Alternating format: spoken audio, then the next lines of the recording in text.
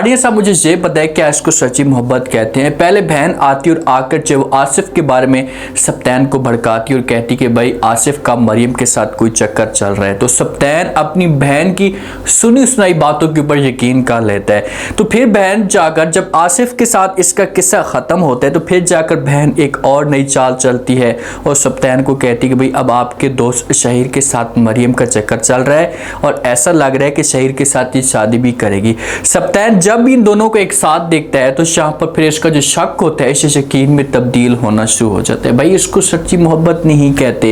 ये तो बड़े दावे करता था कि मैं तुम्हारे साथ सच्ची मोहब्बत करता हूँ। मरियम को कहता था तुम्हारे लिए अपनी जान भी कुर्बान कर दूंगा। अब करो ना जान कुर्बान, क्यों एक छोटी सी बात के ऊपर शक करना शुरू हो चुके हो। छोटी छोटी बातें आपके सामने आती हैं और फिर आप मरियम के साथ नफरत करना शुरू कर चुके हैं। मरियम को तो मैं यही रिकमेंड करूंगा कि मरियम किसी की भी बातें ना सुने और ये जाए और जाकर तलाक के पेपर सप्तैन के मुंह पे जाकर मारे और ये शहीर के साथ शादी कर ले। मैं आपको 100% यकीन के साथ कहता हूँ कि अगर शहीर के साथ इसकी शादी होती है तो इसकी ज़िंदगी में सुकून आ जाएगा। अब देखते हैं क्या होता है नेक्स्ट एपिसोड में, क्योंकि सप्तैन ने बहुत बड़ा फैसला कर लिया है और इसे अपनी बहन के सामने जाकर कहता है कि मैं मरियम को तलाक देना चाहता हूँ। क्या इसे मरियम को तलाक दे पाएगा या तलाक से पहले पहले सप्तैन के सामने अपनी बहन की सारी असलियत खुलकर आ जाएगी। उससे शहीर की बेगम आयशा इस दुनिया को छोड़कर गई है तो उसके बाद शहीर अंदर से मुकम्मल तौर पर टूट चुका होता है। उसे समझ नहीं आ रही होती कि आखिरकार वो करे तो करे क्या, और सारा का सारा जो इल्ज़ाम है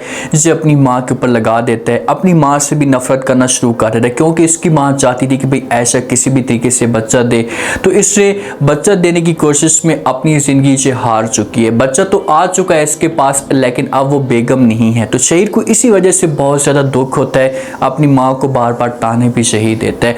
तो जब मरियम से माहौल देखती है कि भाई शहीर पहले भी बहुत ज़्यादा परेशान है, इसके ऊपर ऑफिस का भी बहुत ज़्यादा बोझ है, तो इसे शहीर के पास आती और आकर मशवरा करती और कहती कि आप ऐसा करें कि नेहा मुझे दे दें, मैं चाहे वो इसकी केयर करती रहूँगी, इसका ख्याल करती रहूँगी, आप अपने बिजनेस को टाइम दें, अपने आप को थोड़ा सा रिलैक्स करें। तो शहीर पहले तो इनकार करता है लेकिन मरियम की ज़िद की वजह से इसे बात मान लेता है। तो मरियम नेहा को अपने घर में लेकर चली जाती है, इसका अच्छे तरीके से केयर करना शुरू कर देती है। जैसे अपने बच्चे का ख्याल करती थी वैसा का वैसा नेहा का ख्याल करती है, किसी किस्म की कोई भी परेशानी नहीं होने देती। जो मरियम की बहन हया है वो ये आकर माहौल देखती है कि भाई मरियम इतनी ज़्यादा केयर कर रही है नेहा की और आकर हर वक्त ख्याल करती है, हर वक्त इसके पास रहती है, तो इसके पास आती और आकर बातें करना शुरू कर देती है और कहती कि आप ही जिस हिसाब से आप बच्चों का ख्याल कर रही हैं तो काश के आपके हस्बैंड भी ऐसे होते और हर वक्त जो वो आपका ख्याल करते, अपने बच्चों का ख्याल करते, तो आज इसे नौबत ना आती। तो वहाँ पर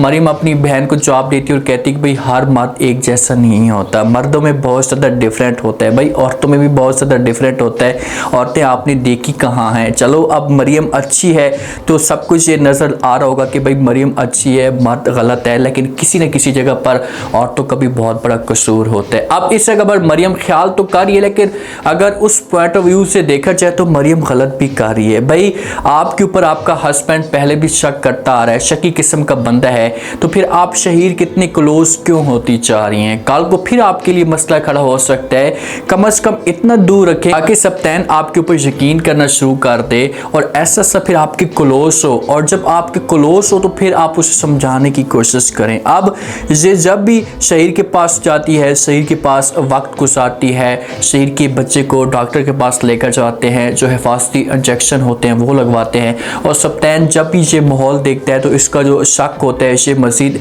बढ़ना शुरू हो जाता है। क्योंकि जिस वक्त शहीर की बेगम की डेथ हुई थी तो यहाँ पर अनीला बेगम और सप्तैन आए थे, और घर जब अनीला जाती तो सप्तैन को वो सब कुछ बता देती और कहती कि मुझे ऐसा लग रहा है आपकी जो बेगम है इसे अब शहीर के चक्रों में और उसके साथ शादी करना चाहती है। तो सप्तैन को वहीं पर शक होना शुरू हो जाता है। पहले सप्तैन के दिमाग के अंदर बात नहीं होती, लेकिन जब इसकी बहन इसके सामने बात करती है तो इसके दिमाग के अंदर ये बात बैठ जाती है और हर वक्त अब यही सोचता रहता है, और इसके दिमाग के अंदर हर वक्त यही चलता रहता है कि भाई मेरी बहन ने जो बातें की है ये 100% ठीक है। शहीर को ये सब कुछ अच्छा नहीं लग रहा होता क्योंकि सप्तैन का रवैया ये देख लेता है, उसके चेहरे के तासुरात बता रहे होते हैं कि भाई सप्तैन कुछ गलत सोच रहा है। तो इसी वजह से मरियम के पास जाते और जाकर बात करते और कहते कि प्लीज़ आप जो वो नेहा मुझे दे दें, मैं नहीं चाहता कि मेरी वजह से आपके ऊपर किसी किस्म के इल्ज़ाम लगें, जब मेरी वजह से आपके ऊपर जो वो बातें हों, क्योंकि आप सप्तैन को जानती तो हैं सप्तैन किस किस्म का आदमी है तो आप नेहा मुझे दे दे। आगे से मरियम इनकार कर देती है। शाहपुर शहीर को उससे कहती है कि भाई आपको पता तो है कि सब्तैन किस किस्म का इंसान है। मैं जानती हूँ और आप भी अच्छे तरीके से जानते हैं, अगर मैं बच्ची को अपने पास ना भी रखूँ, आपके साथ बात ना भी करूँ तो ये फिर भी शक करेगा, फिर भी बातें करेगा। तो इसी वजह से मैंने ये फैसला किया कि मैं बच्ची को अपने पास रखूँगी। मुझे किसी किस्म का कोई फ़र्क नहीं पड़ता अगर ये बातें करता भी है। मरियम डांट कर खड़ी हो चुकी है। शहीर से जो बातें कह रहा है ये ठीक कह रहा है। मरियम को यहाँ पर सोचना चाहिए और उसके बाद जो फैसला करना चाहिए।